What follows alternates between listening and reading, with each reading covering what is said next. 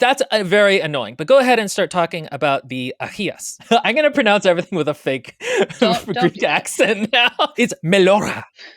That was very Hispanic. Yeah, I pronounce all foreign words like they're Spanish. It's Melora. Ole.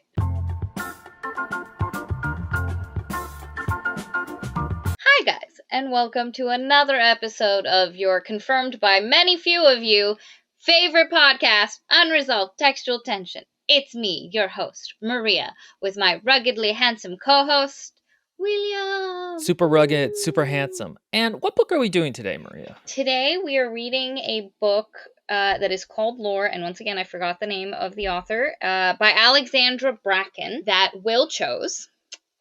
He thought it was going to be a good book. Maria keeps throwing shade at me picking books. I want you guys to know I'm the only one who picks books. All the time I'm like, Maria, is there a book you want to read? We can read that. I want to, I want to be feminist. Make sure that this is a joint venture. There have been books I've picked, like Hyperion. Heavy weighs the crown, pendulous swings the dick. Uprooted. No, I picked Uprooted. That was just one you thought we should do eventually. Yeah, but it was one that I suggested as a book we do. I think I would have figured out to do a Naomi Novik book eventually. The other thing is, like, Will picked this because he thought it was going to be good, and mainly because he misunderstood a fundamental thing.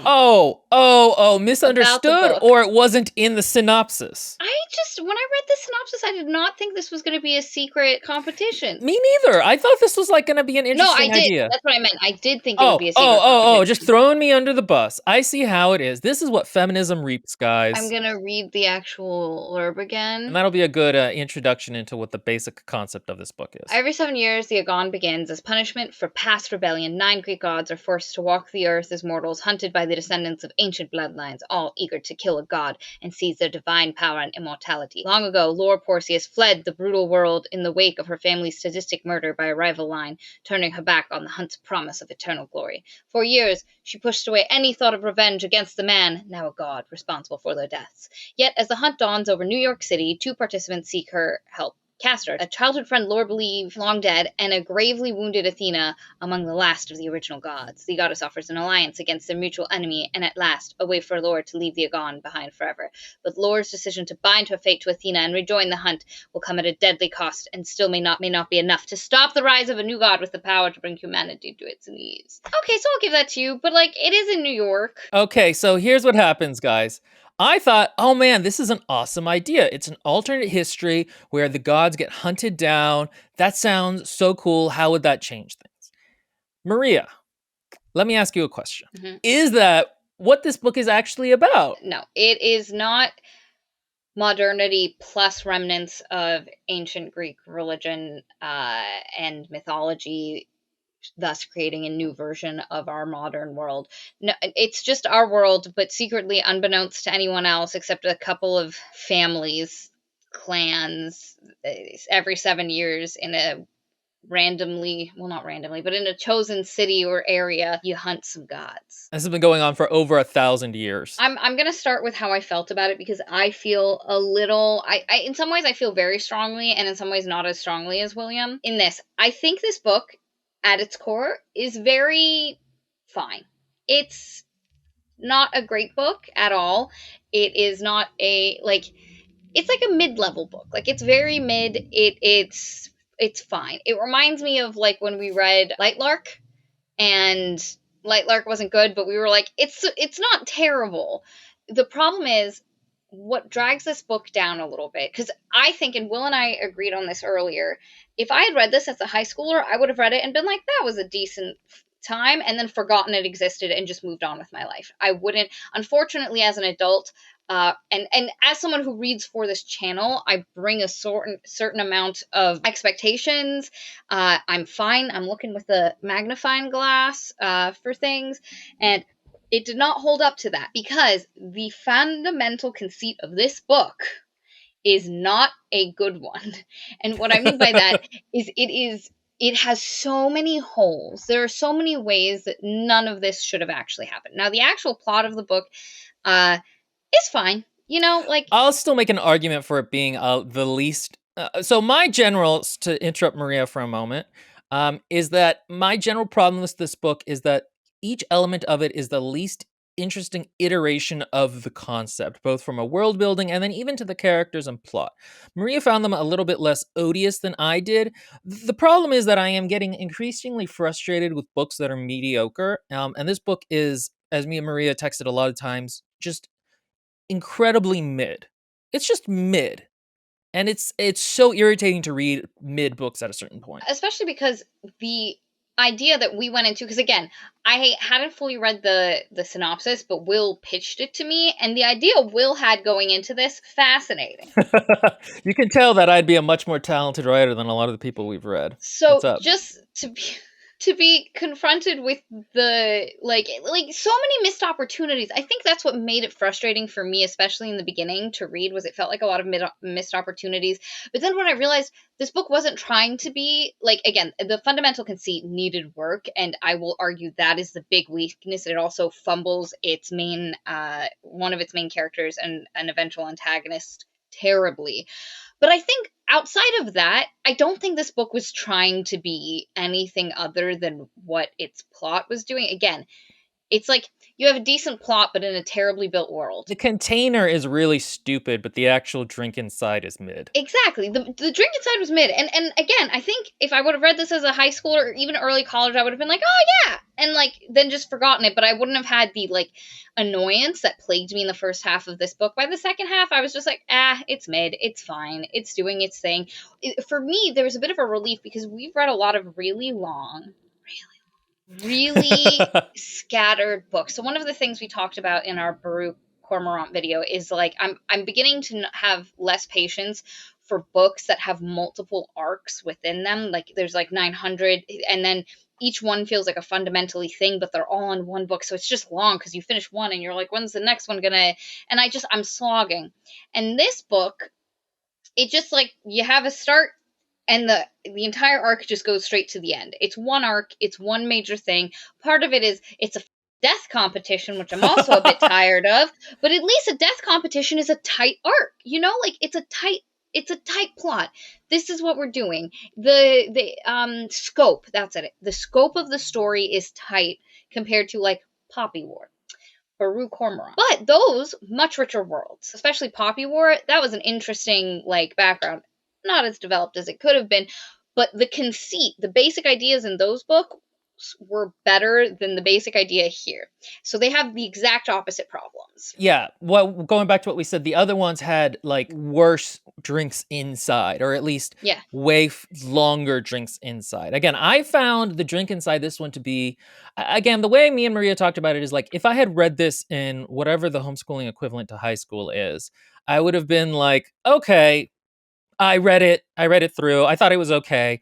Probably over the years, I would have remembered the concept and iterated on it in my head until it was more interesting, because it always bothers me when there's a good concept that isn't like smart enough.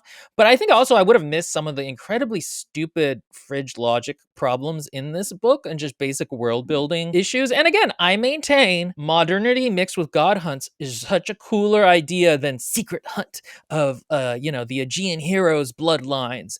Ooh. It really is the problem with this book. And like the main character is not, she's not unique. She feels very standard, run of the mill, modern YA heroine. She's good with a blade. She's super tough. I thought for a while she was going to be a chosen one thing, but then it ended up not being a chosen one. She just happened to be the last person alive that could do a particular thing. And that made me feel much better because I was like, I've really gotten to the point as an adult where I do not love chosen one stories. Death competitions, chosen ones, no. They're lazy. Like this whole fate shit, like I ain't here for it. And so it ended up not being that, and it was fine. Like the romance was fine. I liked he didn't like it. I liked Castor as a character the more the book went on, because I liked the idea of him being like really sick, not being able to do anything really well, and then getting his powers. And then I liked him and his Apollo's sideline. Like I liked that. That was a cool idea. I think also the problem is that there needs to be a word, in terms going back to the main character, for not a Mary Sue, but a character that the author is overly fond of and invested in beyond their scope as an interesting character. Because this book is, you can tell, very invested in Lorth, the main character's personality and goals and, motivations and all of that. And the thing is, she's a really simple character who's sort of boring. And also, the dialogue in this book is sort of painful at times because she's trying to do like the Buffy funny thing and it doesn't work. And then also the book has some like weird themes about feminism that really don't make any sense or go anywhere. Also, the villains in this book are so bad. Like the author really drops the ball there. It feels like that was just an incredibly juvenile element of the book. And my girl Athena was mismanaged to the Hmm. point of anger. That was one of the things that made me the most angry in this book, was the treatment of Athena. Like, I hate when Athena is reduced to female Ares. Like, that ain't it, my guys. There's an extent to which writing gods is hard and this book fumbles it. And there's an extent to which the book really probably should have been like a buddy cop, like the main character and a god out at fish out of water, and that would have been a more interesting version. Because again, this book is the most boring iteration on these ideas, and it doesn't really nail Athena as a character or as No. a god stuck on Earth. And then there's a lot of world building reasons that that really doesn't work. And it's really frustrating because I thought there was two characters who were gods that felt so. I Number one, I think this author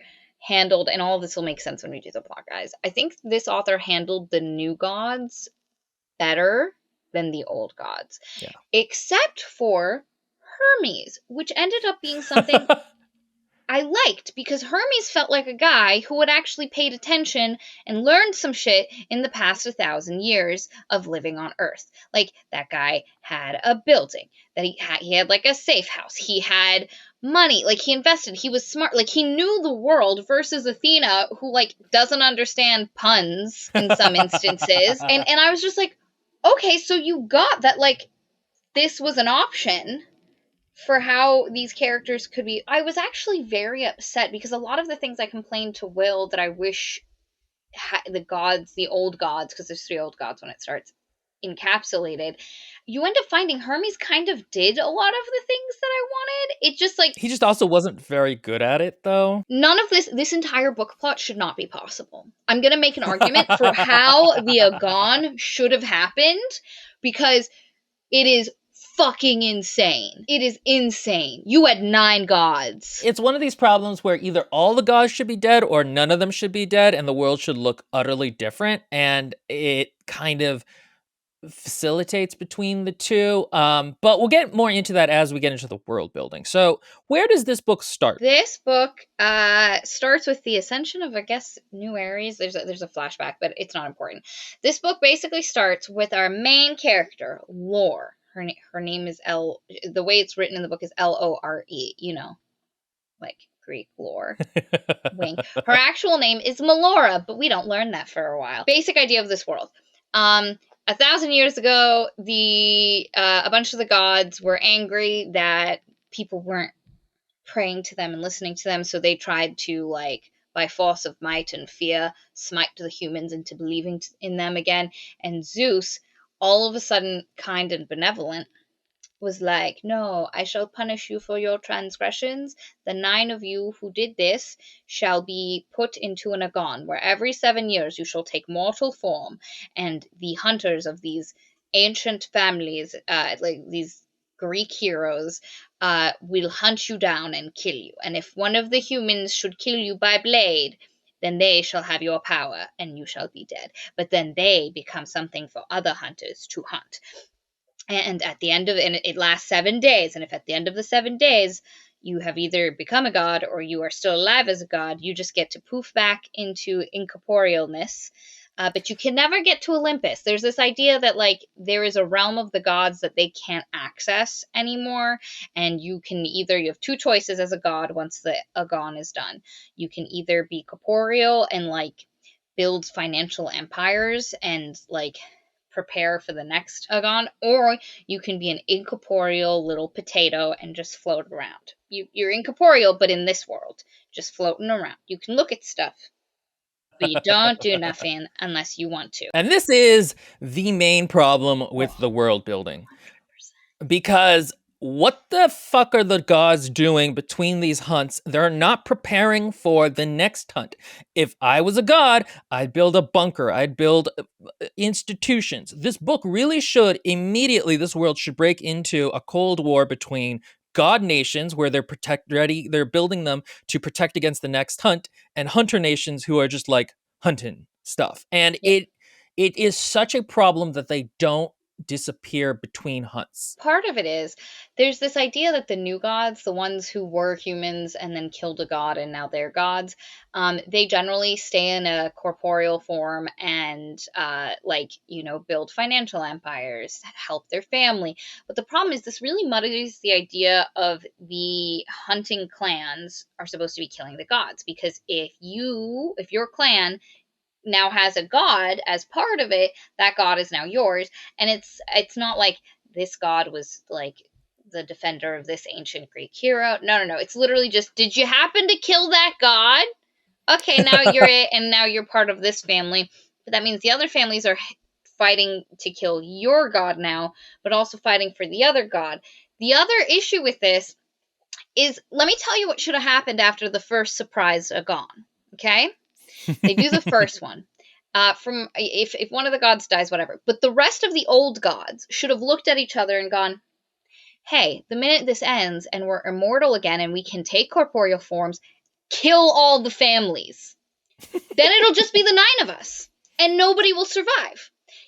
Like, they could have banded together and been like, "We might have our differences, bros and sisses and cousins, but we don't have to do this." Like, if we literally, in the 7 years, because there's a rule that the hunter clans are not allowed to attack other hunter clans in the 7 years in between the Agon.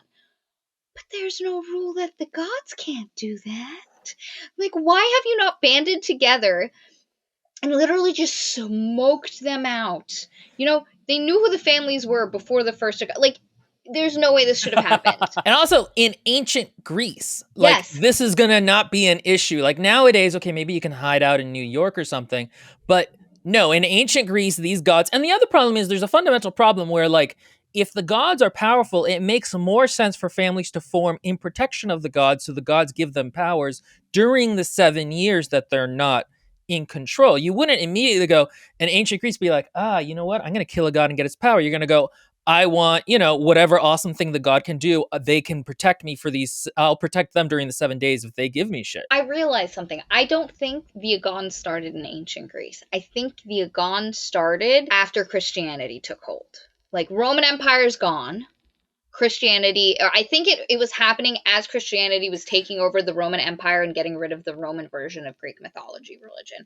Because it was 1,000 years ago, number one. Number two, well, I guess not 1,000, but it was however many years ago. But they specifically were fighting Christianity. Their followers were being drawn away from them. So this could not have happened during the height of ancient Greece. Two problems with that. One, it's never stated. And two, all of the hunter houses are named after heroes from Troy, which, like, that's not even like classical age Greece. That's ancient Greece. By classical age, those bloodlines are gone. So it's very weird because they're like the Odysseans and the. They're not all from Troy. Okay, yeah, that's true. They're also from the, like, Heracles has one.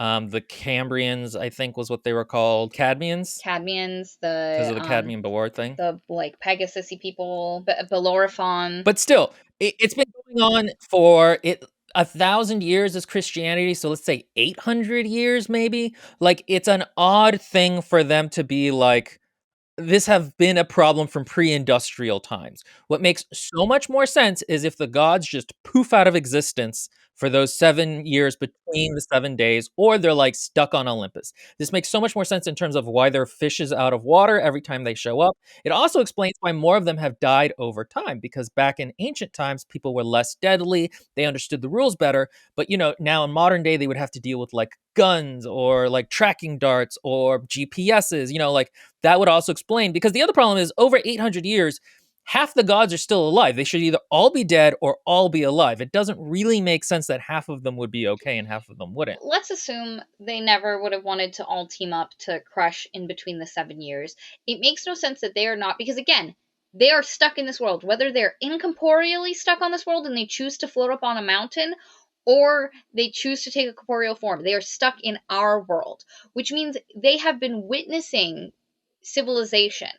Why the heck is Athena not coming to with like a couple of AKs? Because the thing is, to kill the god, you have to use a knife or an arrow. It has to be a blade. That's what Zeus's poem said. Um, but the gods don't have to do that. I'd be like, oh, you know, like I would have a bulletproof vest, because that's the thing is this book plays Athena as the fish out of water god, because again, Hermes, you find out, is one of the not fish out of water gods. You learn that he like made decisions for his like experience on Earth and felt like a normal guy at certain points. But Athena is like, your technology. Like, excuse me. She talks like she's a fish out of water. She's got like no respect for modern conveniences. Again, it's like she's just a female Ares. Like they saw goddess of war and just stopped there. She's the goddess of fucking wisdom. Like, what are we doing? Artists, educators, colleges. If you want me to believe that Athena would not have spent her incorporeal 7 years in between each of these things, going to universities and sitting in between classes, this bitch should be a master. Like, she should be able to code in every language. She should speak every language. She should be able to do astrophysics if she wanted to. Quantum mechanics, better understand her situation. And just soak it up like a fucking sponge and use all of that knowledge to be an unstoppable fucking force. She should be the CEO of an incredible, but also like something that supports the cities she's decided to take under her wing, as you know, the protector of cities. She should be almost untouchable. And part of the reason that they're weakened is when the Agon starts and they're turned into mortals, they are poofed to whatever city that this rock that used to be in ancient Greece has been moved to. I'm still not sure who decides where that rock goes. I think it's just like the Hunter family's vote, maybe. But already this is stupid because at one point she mentions like, hey, sometimes they move it to like England or Japan so that the gods can't, it's an island, they can't get much of anywhere. In video games, there's a thing called spawn camping, which happens in bad games where basically where you respawn from having died, you can, as the other player, sit there and just kill them as they come in. Most shooters don't really have this problem anymore, but this used to be a thing. It's called spawn camping. That should be every single hunt. Every single hunt. I don't understand why it isn't. I think maybe that they don't all respawn in the same place. I know Artemis and Athena did, but I don't think the others did. So it's kind of it would make sense if there was like, because the thing is, they were like, they chose New York this year for the God. Why would you choose such a huge city? I don't understand. But does the rock know the bounds? Like, is it, if you take it into the middle of Central Park and you put it there, does it have a 20-mile radius and you can spawn anywhere within that 20-mile radius? Or is it just like, the rock is like, New York City, I know your boundaries. I shall make sure nobody poofs into New Jersey. Metaphysical boundaries. Yeah, like, does it know? Does the rock know? You can't program it. It's a fucking rock. And so it makes no sense. And like, if I was a god, again, taking incorporeal the 7 years between, I would make sure that in all the major island nations or like island cities, I would have a stock of weapons, a fucking safe house, and just shit ready for me. Because you basically just pop into the city in like a blue robe and nothing. Like, it's you and like good luck. But I would have like, it's been ages that this has been happening. You're telling me they don't have this shit sorted? And again, guns. You're coming at me with a spear. I have blown you to death. You know, I'd have grenades. Let's also point out that it is possible to have guns that shoot blades. They're called flechette rounds, and they shoot from shotguns. So if the thing is blades, then why do they not have cooler weapons? This is, again, one of the problems with this being a secret hunt. Is like, there should be so much more world building going on in this book than there is. And that's one of the frustrating things about it. It makes it feel amateurish. And I always hate when books like waste their potential because the author was just interested in doing something else. And in this case, she was just interested in doing like Buffy, but with some like Greek references, and there's a secret hunt, and we're going to be really focused on this one character's journey who's actually not that interesting or complex, and the gods are going to be sort of a sideshow. And again, there's so many logical problems. Here's what I think would have been more interesting. Okay, I'm going to pitch this. Pitch it. It's not a secret hunt. Everybody knows that this happens. But the gods pop up in random places throughout the world. They're stuck on Olympus the 7 years that aren't the 7 days on the hunt. And originally, the gods can handle shit because they still have some of their power in their mortal forms and you getting hidden. But now, if they're slowly dying out because of technology and like things they can't really keep up with, they don't know what's going on. And that to me sounds so much cooler if there's like gangs of teens with iPhones trying to catch these gods as they're running through like Central Park. And using the face tracker technology like against the gods, and then the gods have to team up with people in modernity to be able to like they've had like acolytes that have just been like, you know, continuing to grow, that try find the gods and help protect them. And again, I love the idea that Will said of the buddy cop, of the really out of touch god relying on a teenage girl to help her navigate. And Athena could be like, wait, the Black Plague isn't still going on? That was 5 hops ago from, you know, the 7 years or whatever. You'd probably make it like 10 just to make the math easier, or even like 20. Because that would be kind of interesting in terms of everybody having this one chance to kill the gods. I also think it would be cooler if instead of getting the gods' power, their body could be hacked apart and like pieces of it could give people magical powers or something like that. Kind of in the way that supposedly Napoleon's dick got eaten by a cat because somebody actually cut it off him after he was dead and kept it on their mantelpiece all shriveled, and then eventually a cat ate it. I don't know how true that is, but I read that once. But like their bodies are made into talismans. That's really grisly and gross, and also solves the problem of why aren't people hunting these new gods? Like, Well, the thing is, people are hunting the new gods, except not their families. So, like, for instance, there's the Odysseus family, descendants of Odysseus. who, by the way, would have been BFFs with Athena. I'm sorry. If you don't sense the sexual tension between Odysseus and Athena in the Odyssey, I don't know what's going on with you right now. Again, it's the families have no actual ties. Like, it's really weird. Anyway, so they get the Odysseus family gets one of their archon becomes the new Aphrodite. So now their family has the god, the new Aphrodite. So their family is no longer trying to kill him. And so at a certain point, would it not just be these families just with like a god each, and like just living chill lives? It should be, and I haven't read it, but more of like the American Gods, the Neil Gaiman book, in terms of that match of modernity to ancient gods type of a thing, and it isn't, because we have to keep focusing on this dumb shit plot and the main character. I really didn't like her. Can you guys tell? Again, it's not even that she's really bad. It's just I'm so infuriated by mediocre books. I was able to, at the halfway point, once we'd moved away from, because like the book in the beginning has to set up the conceit of this world, and unfortunately, because the conceit was terrible, all the times it tried to set it up, it just made me angry every time Athena did something where I was like, why don't you know this? You are literally the goddess of fucking wisdom. I was so angry. Anyway, so once we moved past that, and then like things just hit that we were no longer setting things up and shit was just going, I was like, it's fine. It's okay. The plot is, some people are going to love the romance. Some people are not going to, depending on their preference. I liked the original idea that could have been here of the female character being the cool warrior and then the male character being like not that. He would have had to have something else. In this case, he was sick and dying of leukemia for most of their childhood. I wanted something that was like Lore and Athena. That to me would have been more interesting. Yeah. I say things sometimes just to prompt Maria's exasperated expressions. Yeah. Again, though, I think the focus should be on buddy cop, god out of water, and human having to save them. I think that's a way more interesting idea. Okay, so I'm gonna try to do the plot quickly. So Melora, she's been out of the game. You know, her family was killed at the end of the last Agon. Her family was also the last of Perseus line. Because there's this weird thing, and this is another thing that this book does that I don't love, where despite living in the modern world, these families are incredibly archaic.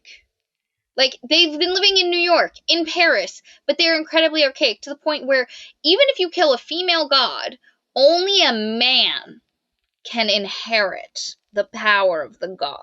And this is such a strong taboo that when one woman accidentally kills a god, like her whole line, the Perseides line, is like, they kill them off. They annihilate them. They just, except for one man who marries a woman from the Odysseus family, he's the only one, like his grandfather, I think, like his, yeah, his grandfather was left alive during the terror, like the slaughtering. I don't know why they left one guy alive. Like that makes no sense. Just kill everyone, my guys. There's also the problem that so they're super with gender dynamics, regressive, but then also they keep marrying people outside of the family and bringing them in. And I feel like this was a way just to have multiracial characters in the story.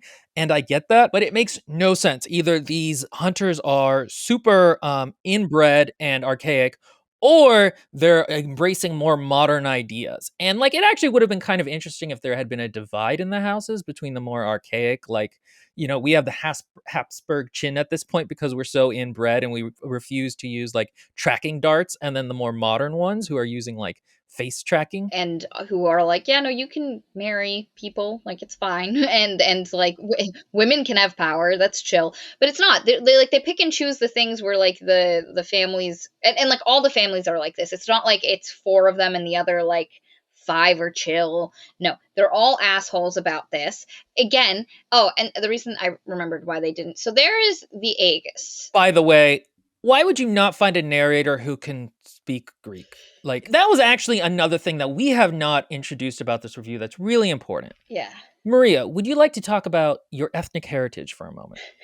So I am culturally Greek. I'm like ethnically Greek as well, like, or like, There's some Turkish in there, but we don't yeah. talk about that with other Greeks. I'm Cypriot. Like it's and so my family, like, we speak Greek the whole nine yards. And the thing is, I don't speak Greek. My pronunciation for a lot of things is not great because I was not taught.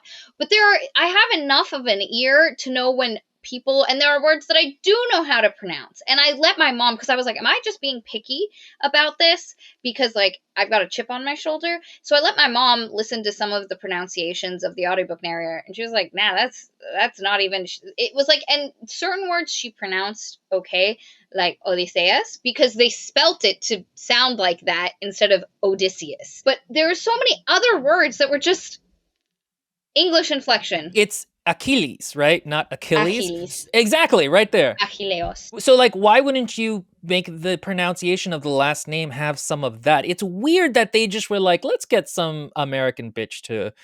She's not a bitch. I'm just saying that in the vernacular of some woman. That's very annoying. But go ahead and start talking about the Achias. I'm gonna pronounce everything with a fake Don't Greek accent now. It's Melora. But I'm gonna do the like, because I pronounce all That foreign was words like very they're Spanish. Hispanic. Yeah, I pronounce all foreign words like they're Spanish. It's Melora. Ole. All right, go ahead. There's Athena's old shield that Zeus had given her that has Medusa's face on it. You've probably seen it. And this shield is heckin' super important. And what you learned is there's actually a lot of like old artifacts that are powerful that still do stuff. Like there's the coat of the Nemean lion that Hercules did a heckin' slaying. Well, you did that inaccurately. You showed him stabbing, and that's not how he killed the Nemean lion. He found that all bladed weapons couldn't kill it, so instead he turned its claws against itself. Yeah, my mom was a Greek mythology nerd, and thus I am a Greek mythology nerd. Okay. That's actually one of the problems with the book, is you can tell the author isn't as much a Greek mythology nerd as like other people.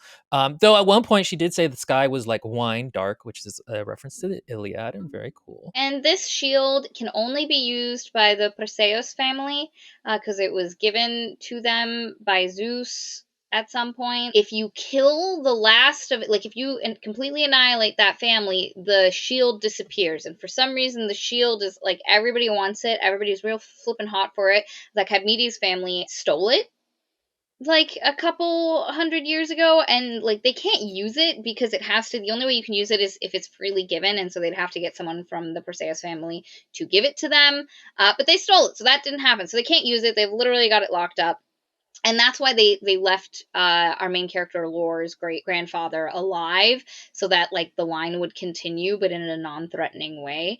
Again, having an entire clan of people killed because one of them ascended to godhood, but with the audacity of having ovaries, is just crazy. It's very odd, and there's going to be more discussions of feminism later in the book that are like weird. And again, it would have been funny if there had been a mismatch of like Melora, having like a discussion about like second wave feminism with Athena, who's from ancient Greece or something. There's a way of pairing that modernity with archaicness that's funny and interesting, and this book doesn't really do it. She's been out of the game. 7 years ago, at the end of the last Agon, the last of her family, her mom, her dad, and her two little sisters were heckin' murdered. She lived with another family, the Odysseus clan, for a while, and then was like SA'd by like the new Archon. It was gross. So she killed him, and then because she killed the Archon, she like fled the house.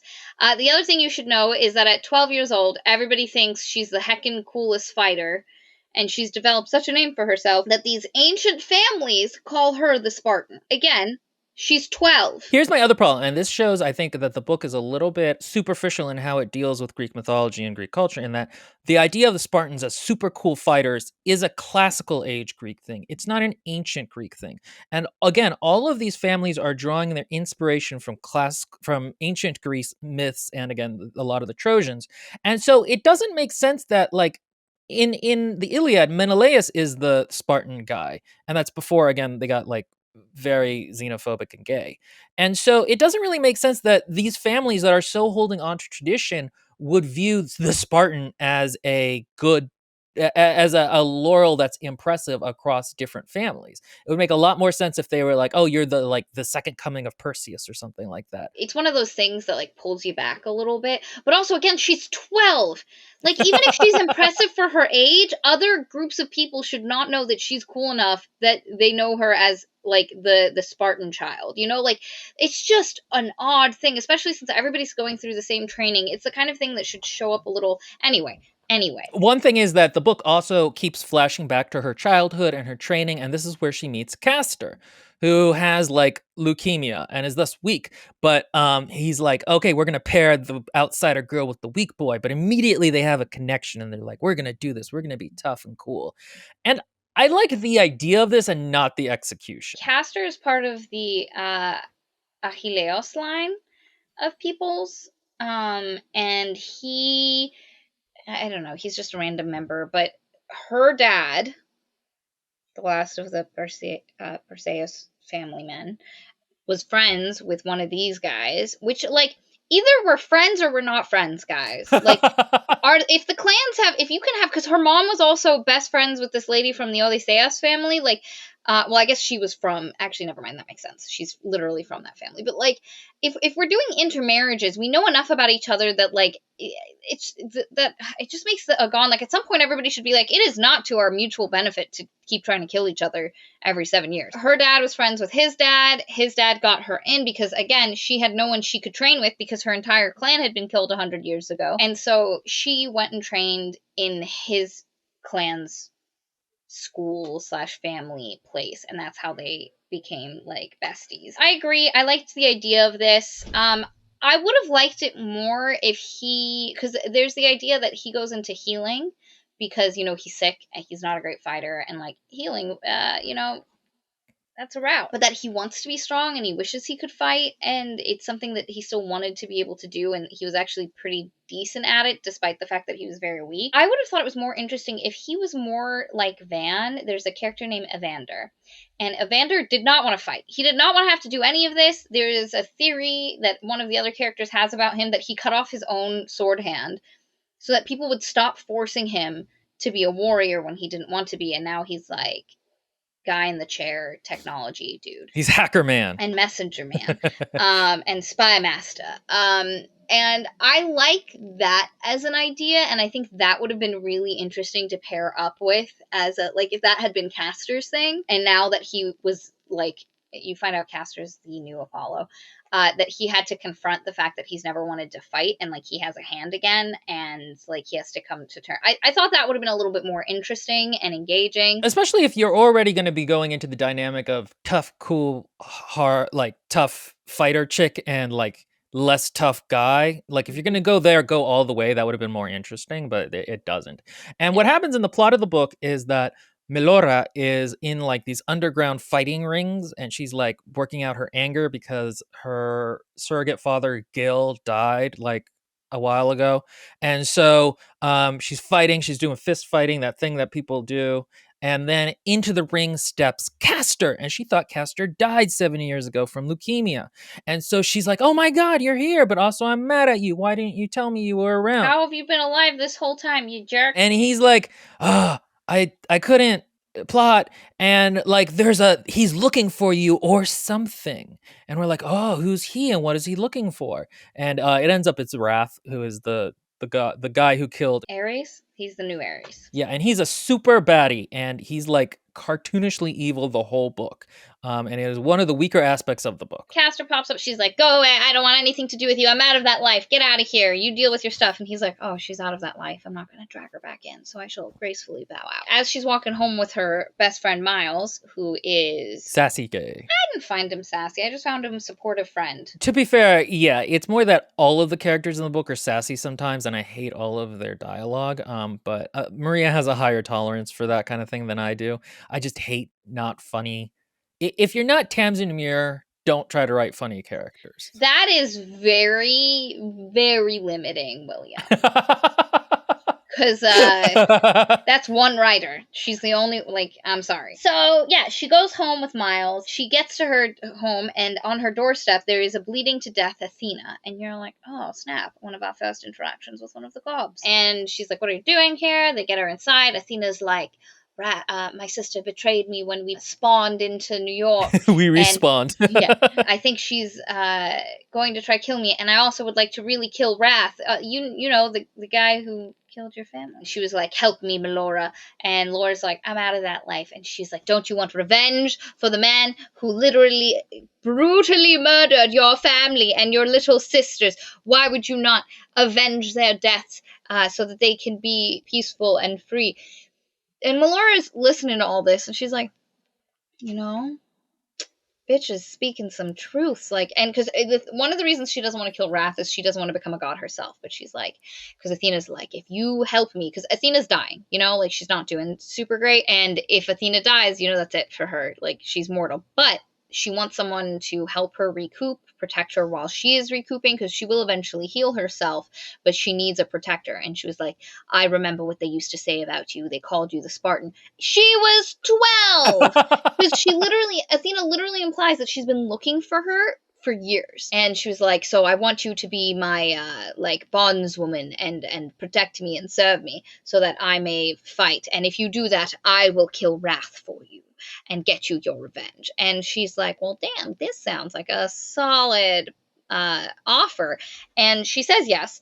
And what the bond is... If one of them dies, the other person dies. The main conflict, too, here is introduced of Melora's character, which is that she wants to live a normal life now. But when she was young, she wanted Kleos, or Kleos, as you would actually pronounce it in Greek.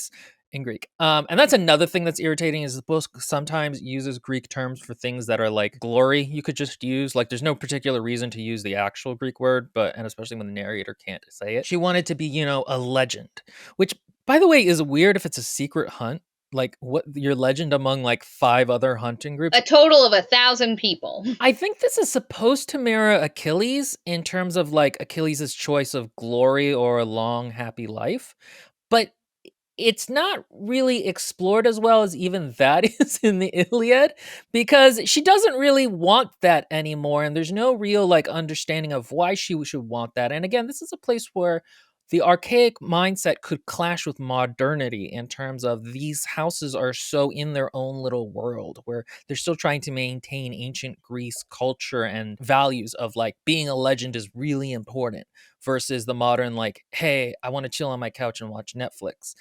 That's interesting, but the book can't ever really sell that she was ever really invested in this idea of Kleos. I find that very accurate, especially because you're right. At the start of the book, she's completely separated from that life. She, after being essayed by the Archon, the Odysseus house, and running away, she's found by this old professor man who is hurt, and she's like, I shall help take care of you until you're ready. And then he was like, you can be my caretaker and live with me at my brownstone in New York City. By the way, Fuck New York City. I hate how New Yorkers are way too fond of that city. Everyone is way too fond of that city. It's a Please cut this rat's out. nest. I don't like that the story is set there. It should be set in Greece. I would have liked it to be set in Greece. I like the idea. There's this one part where they said sometimes when like they really want to torture the gods, they set it in Greece so that they can fight in the ruins of their old glory. And I'm like, that's a fantastic setting. That's super cool. Also, you would have like hummus, Almost. baklava, which is also a very good one. But then, like, all the hunters would be kind of fat. They're eating that stuff anyway. There's literally a part where they're like, oh, the baklava. Oh, wait, that's my point. Sorry. Gil spent the entire time she was living with him being like, there's no reason to get invested in your past. Revenge is dumb. That is not going to help you move forward.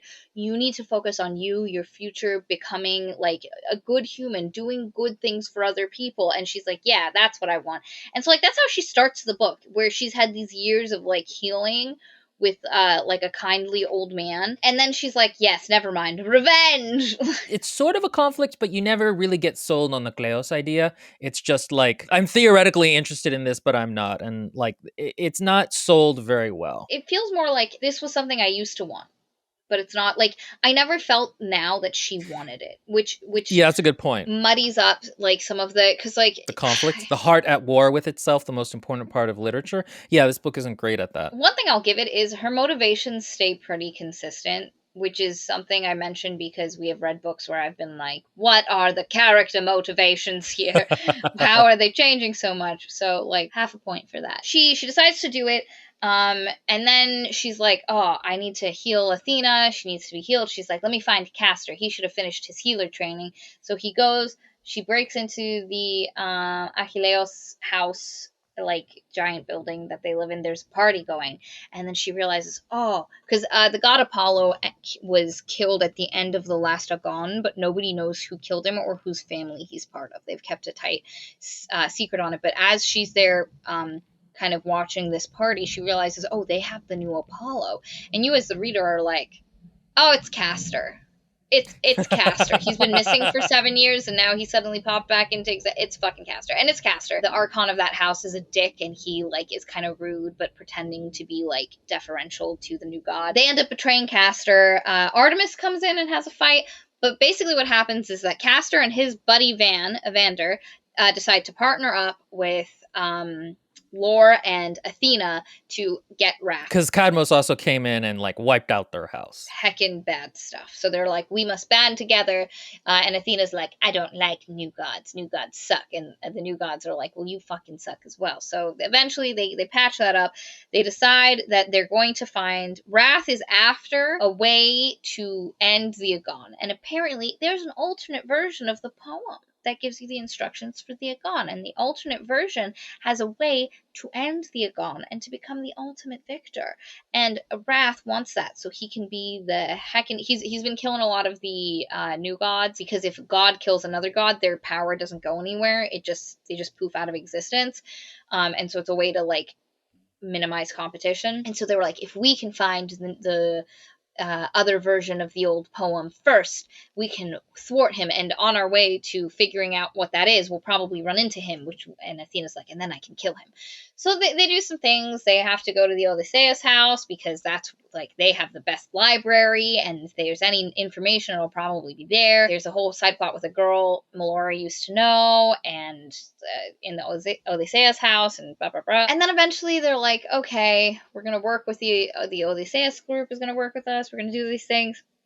She has a conversation with Athena, and suddenly Athena is like amping her up, but kind of separating her from her friends. Like Castor he's a new god. He's not super powerful. He can't really control his powers just yet. During the 7 years between the last Agon and this one, he was unable to take a corporeal form. And so everybody's kind of like looking down on him. But he has a more tempered approach to things than like Athena, who's kind of like, attack now. Let's go. Which, again, ahistorical. Athena is the god of wisdom and strategy. It doesn't make any sense. It's annoying. Athena is the cool god. I don't know why this book makes her not cool. Again, I don't buy that the goddess who said, like, we want to name our city, give us something cool, and we'll pick the thing that is the most useful, was like, I'm going to give you a fucking olive tree. Why did we make her female Ares? She's very aggro. and doesn't get, like, at one point Miles is like, and you'll play offensive, and she's like, there will be no play in my offensive, and I'm like, The Greeks loved wordplay. I don't know what they're talking about. Like, that's a thing in these poems. It would have been funny if she had given, like, Melora some kind of a laurel. You know how in the ancient poems they're always like swift-footed Achilles or something? And she had kept calling her, like, obstinate Melora or something. that would have been great. Or if she would have given one to Miles, because the constant thing going through is Athena likes Miles. Cunning Odysseus, I think, is the one she had for Odysseus. So, like, cunning Miles or something like Yeah, that would like, have been just funny. something to, like, connect.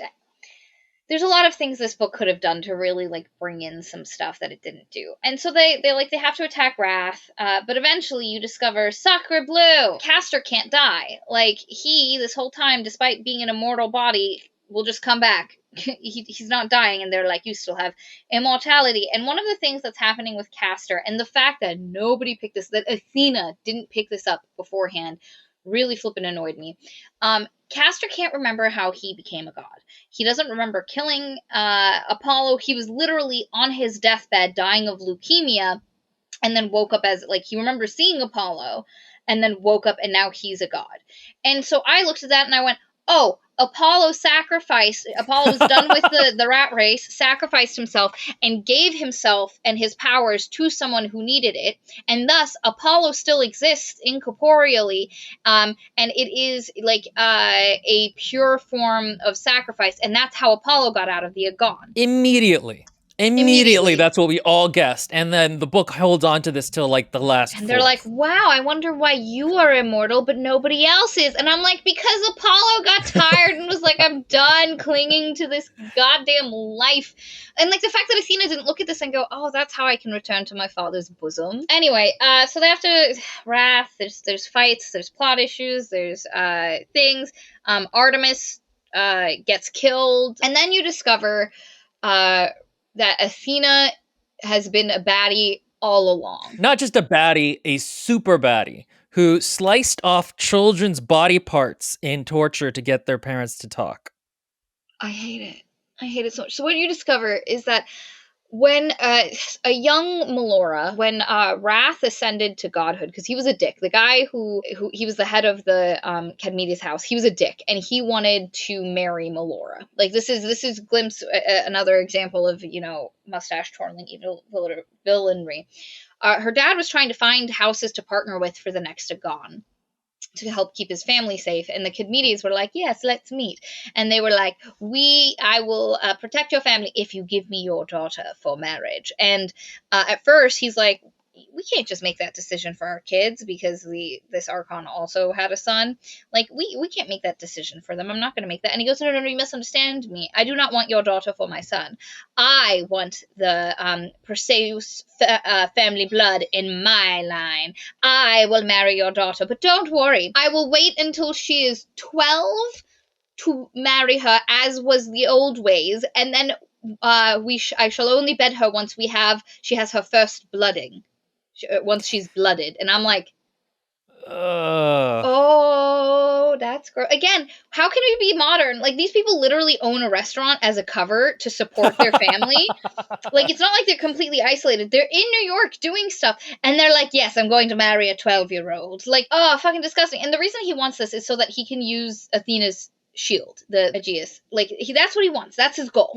He's like, by the way, it's underneath our feet right now. Can you feel it? Don't you wish you had it? Mwahaha. They end up saying no for obvious reasons, and her parents, like, during the Agon, they come back like a night early, and they were like, that stupid guy that wanted to marry you, he's now a god now, so we need to get out. We need to run away. We need to hide. We need to get as far away as possible, because this guy is 100% going to come for us. So we got to go. And Melora's like, no, I want to fight. I want to be a huntress. I want to be a lioness. And I've been training my whole life to fight in the Agon. And we can't just run away. And she's like, if I can prove our family's worth, my parents will stay and fight in the Agon. So she decides to go steal the shield from the Cadmedes family. So she gets out of her house one night. She breaks into their restaurant. As a child, let's remember. She's 10. She breaks into their, freezer. That's where The underneath the freezer, there's like a secret like vault of stuff. She gets in because they don't lock it separately, and she finds the shield. She steals it, and then she starts panicking, like, "Oh my god, there's probably camera footage of it. I should go and hide it somewhere else so that they can't like if." And then she's also like, "Maybe if I return it, they won't attack my family." But like after she does it, she realizes, "Oh man, this could really start some shit." So she goes to hide it. Unbeknownst to her, Hermes sees this happening. The god Hermes sees this and tells Athena, but tells her so that Athena won't kill his lover, the new Dionysus. Athena goes, sees her, but she's hidden the shield. So she's like, I shall torture her family. So she finds their house and she's like, I shall torture them until they tell me where she is and where they've hidden the shield. So Athena literally, she has two little sisters, one of which is a baby. Athena takes their eyes out and tortures them to death, but they don't know anything because they didn't know she fucking left the house. Goddess of wisdom, guys. Defender of cities. How the fuck? Like, at some point, do you not know that they're, like, they don't know anything? Like, oh. The fact that she even does this to begin with is so weird and just cackling and evil. And she's totally just a psychopath about the whole thing while she's telling Laura about it. And the reason she wanted the shield was to reclaim her father's love? Like, it just makes no sense. Like, she can't use it, and she's already like, I don't understand this fixation with this. A part of it is the idea that on the shield is written the extra version of the poem that has the like how to get out of the Agon, but like what you find out is she's been partnering with Wrath since the beginning of this Agon, and he already told her what the extra part to the poem is, which is basically to end all of this, you have to make a huge sacrifice. That's not what the actual words are, but that's what they mean. And they're like, okay, we will make a sacrifice to Zeus, and we will just destroy all of humanity, or like a huge chunk of humanity. So the plan is to destroy New York City. Which, good riddance. And then Zeus will love them again and welcome them into his papa arms and bring them home. And also, apparently, Zeus will also let Wrath then take over the world and be the new god. So Athena's known all of this. So she doesn't need the shield for the knowledge. She can't use it unless it is freely given. And so when she partners with Melora at the beginning of this book, what she's hoping is that she can befriend her and get Melora to trust her, so Melora will give her the shield to help take out Wrath, who Melora thinks is the one that killed her family. And so number one, I don't know why Athena confessed. Like, I don't know why she didn't, because Artemis is the one, or no, Tidebringer was the one who kind of was like, she knows everything. And she could have been like, I don't understand what she's talking about. I have no idea what she's talking about. But Athena immediately was like, I guess the jig's up. I can't lie my way out of this one. Let me get into the murder mood. Melora, when she discovers this, is like, okay, to stop this from happening, to keep her from getting the shield and to being like hurting people, I'm going to kill myself. Because again, she thinks that they're bonded, and if she kills herself, it will kill Athena. And she like stabs herself in the chest, and Athena's like, oh wow, you really believed that, my girl? No, that's not how this works. You're just gonna die. And so, but like Athena didn't want her to die, because if she dies, it's the shield will disappear. And again, she wants the shield because she wants Papa's love. I don't love that as a motivation. So then, like, her and Wrath are full mustache twirling, where she's pretending to defer to Wrath and like to want to support his plans, and she's like, yes, grand lord, like I am just here to help you. He believes this. He believes this. Again, sometimes the new gods are kind of interesting in that they do feel like people who just got swelled with power at a certain point, and so it makes them a little bit dumb. But this is like just such Saturday morning cartoon Disney villain evilness that it's cartoonish and it's kind of boring and hurts the end of the book. There's a whole showdown. Melora's come down. When she stabbed herself, Castor found her, healed her up. They're in love. They're doing a heckin' in loving. I did not love it. It was fine. I've read like worse romances. It's fine. Some people are gonna like it, some people are not. I am those people. Go ahead. I didn't think it was terrible. It just, to me, it was just very boring, and the book kept thinking it was, again, if the book pushed it 30% less, I'd be like, oh, that's kind of a cute idea or a cute relationship or something like that. But like, no, they had to get all torrid and hot and be like, oh my gosh, this is my defining like love. Ugh. Sorry, go ahead. They realize that once they figure out what is on the shield, because eventually Melora she goes and she finds it, and she brings it, they read it, and they were like, oh, they're gonna sacrifice, and they're like, oh, well, they're probably gonna blow up all the shelters, because Wrath had the Tidebringer, who's the new Poseidon, flood all of New York, and so a bunch of people are in shelters, and they were like, they're probably gonna bomb the emergency shelters because that's where all the people are located. That is what they're planning to do, but they're planning to just take out the whole city.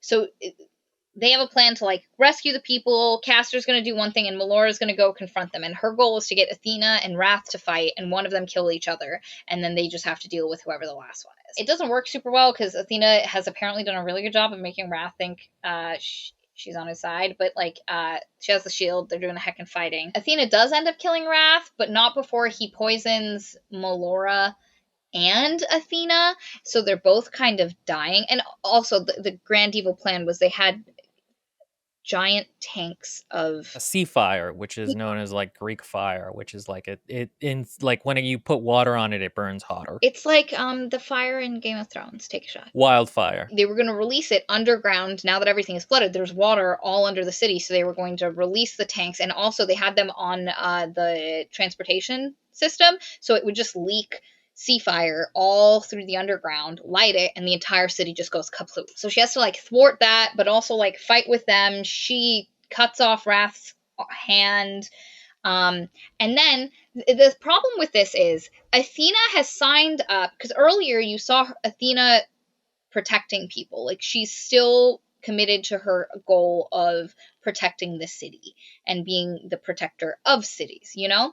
And so then to have her turn around and be like, yes, we're going to blow this city up so Papa will love me, just felt really weird. And what I wanted out of this, if we were going to have Athena be driven crazy by her time separated from Olympus, separated from the realm of the gods, is I wanted it to be more like Treasure Planet, where like she's always been working to her own motivations, but she does end up genuine. Like there are certain things that are just inherent to her, like her wanting to protect cities, and she does end up genuinely connecting to Melora, because they have her switch where all of a sudden at the end she realizes, I am dying, she is dying, but I can save her life. She can continue to fight on if I let her kill me, which is what happened with Apollo. I don't buy that this Athena that we've had this whole book is going to do that, especially when she was literally willing to blow up an entire city. And like Melora like appeals to this protector of cities part of her, but like again, it doesn't really make sense that she would even be for this at first anyway, or that this wouldn't be just a soul-shattering decision for her to make. And like also Melora never really seems to deal with the fact that that Athena cut her little sisters into pieces. And like that's so much worse than whatever Wrath did. It's also just really weird. Like I thought it would have worked better if Athena was working with Wrath, but didn't, and thought his plan was to destroy all the hunter houses and just have his be the only one, and that's the way the Agon ends, because she has a grudge against all the hunter families. And then it was a surprise to her that because she's not familiar with modern technology, that his plan was actually to destroy the entirety of New York. And at that point she was like, that's not what we agreed to, Wrath. And that's what kind of got her back, is that the city protector in her overrode whatever she thought she was going to get out of the thing. But I would have liked her to have that ignorance, but she knew the plan the whole time. It is only because she is dying and she's like, what shall my death mean?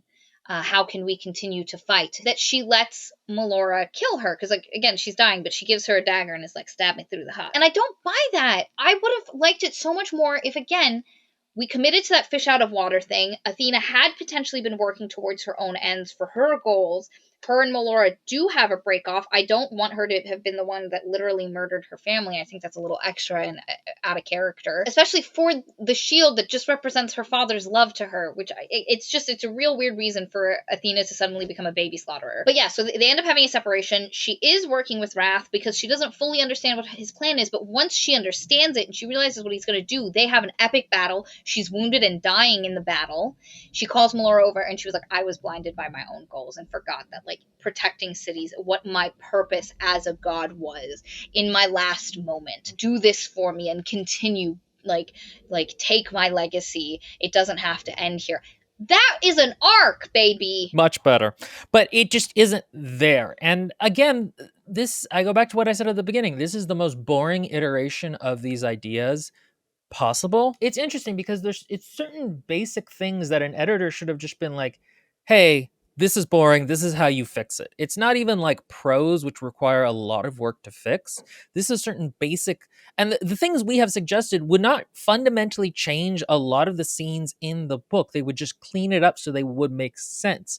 And it's weird that nobody caught it and tried to fix it, or that the author themselves didn't know what was going, like how to make it work. Again, I'm getting increasingly frustrated with mediocre books. Do better, writers. Stop wasting my time. We have to read one of these a week, okay? So yeah, she kills Athena. She becomes god. Now she has to deal with the fact that Wrath like lit up some of the sea fire, and she's got to like deal with it. And she remembers that the only way to get rid of it is to like smother it in dirt. So she starts punching holes into the earth to send the water with the sea fire down into the earth, so it'll be then, and then she can close it up. Castor comes, the two of them. She almost like ascends into in complete incorporealness.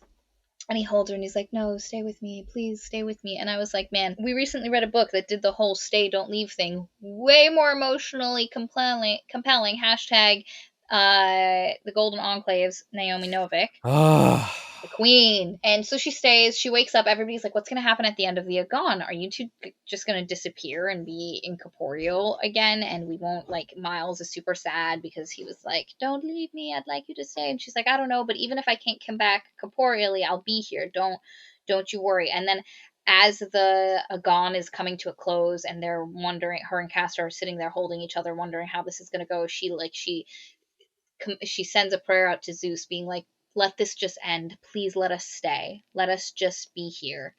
And let me live a normal life. I don't want to be a god. He doesn't want to be a god. Neither of us ever wanted to live forever or have any of this power. Just let us go." And that's what happens. And then, like, everybody's like, "Woohoo, you're still here. We're all human. Huzzah." And then her and her friend Iroh, who we haven't mentioned, are like, "We are going to try." Iroh's like, "I'm going to try to be the leader of the Odysseus clan, even though I am a woman and have the audacity to have ovaries." I was about to say that. That's really funny. The other thing about the like fading away and please Zeus let it end is that, like, again, there's never a temptation for her to actually be a god or kill a god. Like, from minute one in the book, she doesn't want to be a part of this. So it doesn't feel like character growth, and it doesn't feel like a revelation, really. There's no real weight to it because she never really wanted this. Versus if she had wanted it, even despite Gil's, because the problem is she buys what Gil, aka Hermes, sold to her, which was, take care of your life, take care of the people around you, just live a good life. She's bought into that at the beginning. But if she hadn't, if Gil had been trying to teach her that lesson, he dies, she hasn't learned it. At the first chance of jumping back into the Agon, she does it 2 feet and commits herself and is like, "Now I have my chance to gain Kleos. I thought I could avoid it, and I didn't have to think about it, but now I have my chance." And she does want the power of a god so that she can protect the people around her. And then at the end, she's like, "No, I don't want it. I just want to live a life with the people I love." That's an arc. That's character development. That's the heart at war with itself. The strongest element of literature that this author just kind of ignored. When did Zeus become logical good boy daddy? Yeah, that's the other thing. Zeus, with the raging furry kink that he has, is all of a sudden like, "Oh no, okay, I'm gonna be more reasonable." And nobody really questions that he is like one of the petty gods. And also, not all the gods are thrown out. It's only like 9 of them, Yep. I think. Like, which is weird. I guess it was only his kids he threw out, not his siblings. No, it was the ones. Well, no, Poseidon is one of his siblings. Oh, you're right, he did. Yes. What it was is it was the 9 gods that attempted to punish humanity for going to other gods. I think also trying to rebel against Zeus, yes. Oh, that brings us to a thing I didn't talk about, which is the weird discussion of women that Lore has with Athena at some point about how, like, let me try to follow this logic. She's complaining about how patriarchal the hunter societies who are trying to kill gods are because they were following Athena's example. And why didn't Athena ever help out any heroines? And why did she like punish Medusa. because she got essayed by Poseidon in her temple? And like the whole thing with Arachne. And it feels just weird. Like either those stories aren't accurate, or they and Athena would be like, "Hey, what are you talking about? Those are just stories you guys came up with." Or they are accurate, in which case Athena really should be like, "Look, I've learned over 200 years that it's different." Or if we go back to the idea of them only appearing every 7 years and disappearing for the 7 years in between, or that whole thing, then like she should just still be in that archaic mindset. It should be one of those things. Instead, Athena is just kind of like grumpy about it and is like, I didn't make Medusa into a Gorgon as a bad thing. And like she didn't help out women because of her friend Pallas. It's a weird conversation that should be more interesting, of that clash between modernity and archaism, but it doesn't work with the world building that's been set up until this point. And again, it definitely doesn't work with the god hunters are taking their cues from gods. Yeah, and also because the whole point of this conversation is leading up to the revelation that that one archon of the Odysseus house essayed Melora, and she's using it as a like, you perpetuated this thing, but like Athena's immediately like angry and like, no, you should not regret what you did. You absolutely did the like, and so it's muddy. Like there's not a clear division. Again, Will's right. Either like the stories are mainly inaccurate with like some truth to it that has been greatly overblown, which I think would have been really interesting. I really like the idea of the gods and their actual like adventures and experiences with humanity just being so twisted. Shaped by culture, honestly, too. And she could be like, "No, this is the society you guys built. That's not on me," type of a thing. Like, you guys haven't listened nor cared about us or truly believed in us in how many years? Your world has become this thing. Like, people are being essayed and women are not being valued everywhere in this world. Not just in these five remaining ancient families. And it could have been a really cool, because I don't dislike the idea of because I like the retwist of the Medusa story, that I didn't punish her. I made her able to stop any man. Like, no one would ever hurt her, which I love as an idea. But it's not like, and then it never comes up again. Because, like, that whole conversation, them bonding, the next she's mustache twirling. Again, I would have liked the Treasure Planet vibe, where, like, they genuinely do bond, and she is forced to sacrifice the thing she actually wants to save Melora's life. Because again, that would have fit in with the whole sacrifice thing. That she wanted the Aegis a lot, but she had to sacrifice it to save Melora because she genuinely grew to care for her and ends up dying, and Melora gets her power. Like, I would have even liked it if by sacrificing for Melora, even not dying by her hand, Melora still got her power because of that great act. Like, it would have been, there's so many cool things that could have been done. And I'm just, honestly, I hate Athena. I hate what they've done to that Mm-hmm. character. She's not smart. She doesn't feel smart. She feels like, again, female Ares, fish out of water. And within the conceit of this world and the fact that she can do whatever she wants in the 7 years in between the Agons makes no sense. I don't know why the author kept that as a part. I really don't. I mean, maybe it was because there were plot things that happened in the 7 years between, and she didn't want to change those. But it's such a big problem with just the fundamentals of the book. That's the book, guys. That's the book. Do you guys have any recommendations for, Greek mythology books that are better? Especially ones that are like more modern day type ones. No, we're not reading Percy Jackson. I wish you'd read American Gods. Yeah, we really should. Also, only recommend us good books from now on. I'm so tired of mediocre books. If it's like your absolute favorite book, then you can recommend it. But if you're just like, oh, I enjoy this book, no, we're looking for the upper limit. I'm making a list of really great books, and that's all we're going to try to read from now on. Because this whole thing of like, oh, let's just try this book. The synopsis sounds good, and the first chapter was okay. It's not working for us. No. It's not working. For the channel itself, the ones where we don't like the books do way better than the ones where we do like the book. But if we're gonna read a bad book, let's read a really bad book. Let's go big or go home. I know, like, and we really have to. There's a couple of books that I'm just like, oh god, we're gonna have to read them. Like, we're gonna have to do it, partially because like I want the channel to grow. Like, yes, there are going to be books that we read because of the views chasing and stuff like that, but like we do this all the time, and I want the channel to grow. I want it to become a thing. I'd like to, the more views and people watching us and the more people in our Patreon, which you should join, go ahead and do, the more time we can dedicate to this and Mm-hmm. like give to it. And I would love to do, like Will and I've spoken about doing video essays and like Mm-hmm. breaking down. He's done for himself a couple of times, and it would be really interesting to do for the channel, analyzing really good books to see exactly what they're Like a doing. close reading of like the first chapter of Sabriel, for example, I did, or Mhm. we actually did one for Uprooted to see how Novik like actually ties you in a summary to be really interested, and like how the logic flows from one paragraph to another and the tension. And like we literally looked at it like, how do you introduce a culture in a summative way and make it interesting?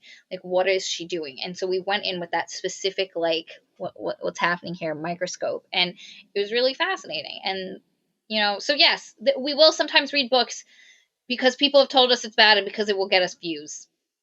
Welcome to YouTube. All right, guys. Yeah, leave us recommendations, and we love you, our parasocial darlings. Bye.